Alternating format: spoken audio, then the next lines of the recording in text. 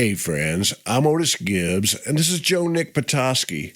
He's going to tell us a great story about Willie Nelson. Okay, so I arrive in Austin. I start hitting these clubs and all that. And that same fall of 1973, McMorris Ford downtown wants to show off the new 74 cars. So the come on is country band and free hot dogs and Cokes. And it's in the body shop area, is been cleared out. And on a flatbed trailer is Willie Nelson and band. Country band, kind of generic. And McMorris, Mr. McMorris is good friends with Willie. He's already given him Fords. You know, he's getting free Fords because he's moved back to Austin. And, you know, you get cars. And here's this band. So this is my real exposure. Here's Willie Nelson in Austin. It's free. Hot dogs are okay. And they're playing. And they look pretty much like hippies. They don't look like a country band. You know, they're all kind of growing their hair out and having a good time or whatever. And, you know, they go through a set and it's pretty normal set. I mean, they're playing songs, going one after another. And then they get into Take Me Back to Tulsa, which I knew, you know, I was getting hip to Sleep at the Wheel and discovering Bob Wills. Take Me Back to Tulsa. And they're playing, you know, cool, Willie Nelson playing a Bob Wills song. But kind of in the middle of it, they take off. And they go on a jam. And it's like, you know, what is going on here? And it turns out to be like a 10-minute song where they're just like free forming it. And I have had the benefit, this is 1973, 2 years earlier, I get to see the Allman Brothers with Dwayne Allman and Dickie Betts. And this is like 2 weeks before Dwayne dies. I've seen them at the State Fair Music Hall. I've seen them. And I've also had the benefit that like 1970, 71, I see the Grateful Dead for the first time. And what I'm seeing here at the McMorris Ford is kind of in that same territory. This is a country band. This is not like these aren't rock and rollers or the psychedelic hippies. It's a country band, but they're doing the same thing. And, you know, pretty soon you go see a Willie show.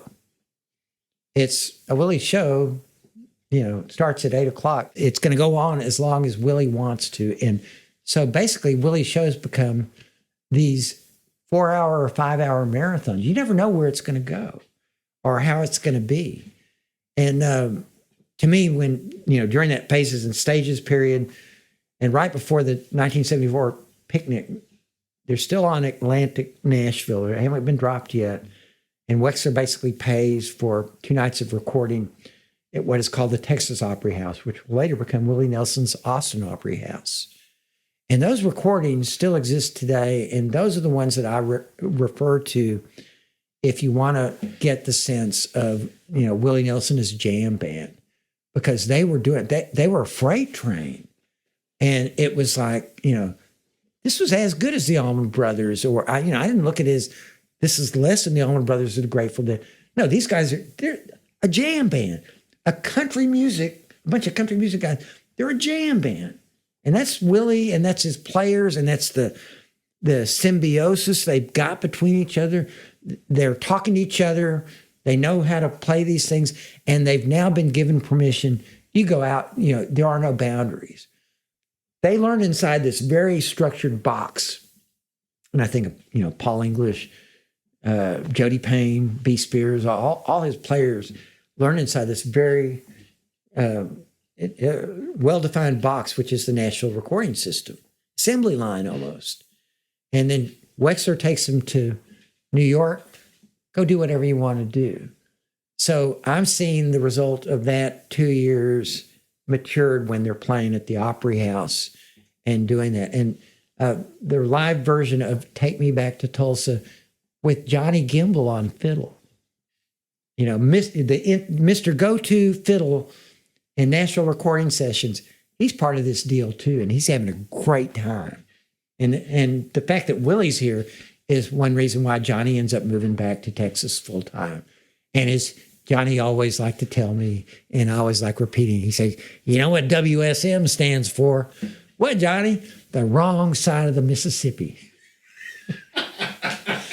So it's that, it's going from structure to back to the land of fiddles and steel and dancing, but it's a different crowd that they don't dance two steps anymore and they react differently, but it's the same deal. It was always that, when I'd see pictures or watch TV of the Ryman performances at the Ryman Auditorium, the crowd really gets into it. They clap in time. And that ain't how we do. Music is physical here, even country music, and even like introspective country music. The singer-songwriters in Austin all got bands. Jerry Jeff got a band. Everybody got a band because you had to push it and rock it and make it at least danceable, even if people weren't dancing. And that's Willie basically opened those doors and those possibilities. No one was doing it from his end, from the country end. There are people doing it kind of from the rock and roll end, and certainly from the folk music end. But he brought the authenticity of country music to it. You can always use Willie picnics as kind of the guide when people were doing, God knows what they were doing. But, as far as, tripping and making it psychedelic, I think by the early 70s, we're already there was a little of that going on, but it was mainly, it was cannabis and beer. And those were the new drugs. And look, I'm sure there's other drugs involved, but at the picnics, go out in the hot sun and hottest time of the year and sit out without shade for all day, much less Brian Collins Station 3 days. The Robert Earl Keen album cover for Picnic was not staged. That was his car on fire at the second Willie Nelson picnic, and it was burning. And it was like, it got greasy really quick. And this is the other thing that got so big. In the film that I directed on Doug, you hear Doug kind of complain. He said, those big entourages like the Dead or Willie, that's not my bag. Because he wasn't of that level, of course. And it might have been his bag if he had gotten that level. But that's where it became, it was almost clusterfuck. And Willie was at the center. He was kind of the smiling, almost, beatific gnome in the middle of this madness that he created. And he knew he'd created it. And he knew it was chaotic. And he embraced it. So where Brian, that second picnic was not, I thought it was kind of disastrous. And I remember we bailed early because it was 3 days. We did not stay till Sunday. It was just greasy. But the next year at Liberty Hill was run really efficiently. And it was like the ideal picnic. And that was 75 when the press was flown in to see Willie Nelson in his element. Willie played the Pointer Sisters for all kinds of variety on the lineup. 75,000 people. I don't think anyone got killed at that one. The next year, people did die. So it was like this kind of sweet spot. And that 75 picnic, the third picnic, is when I think the rest of the world discovered Willie Nelson, along with his album, Red-Headed Stranger. That picnic really put him on the map. But again, it was organized chaos. It rains, and so the tent above the stage sags. Well, how do you deal with that? Well, Paul English pulls out one of his pistols and shoots a hole in it and starts draining it. And Paul is carrying around all the money in his pockets. This is old school country music finances with, meets the rock and roll world of the pop festival. And they get away with it, to degrees. The next year turns bad in Gonzales where people get killed and hurt, and it's just dark. And Willie actually, he sits in with people. George Jones performs, but Willie never does a set. It gets cut short, and then it gets put away, and it doesn't reinvent itself till I think 80 when Willie puts it at his golf course out of his new compound in Spicewood, and Leon's there, and it's the Leon and Willie show.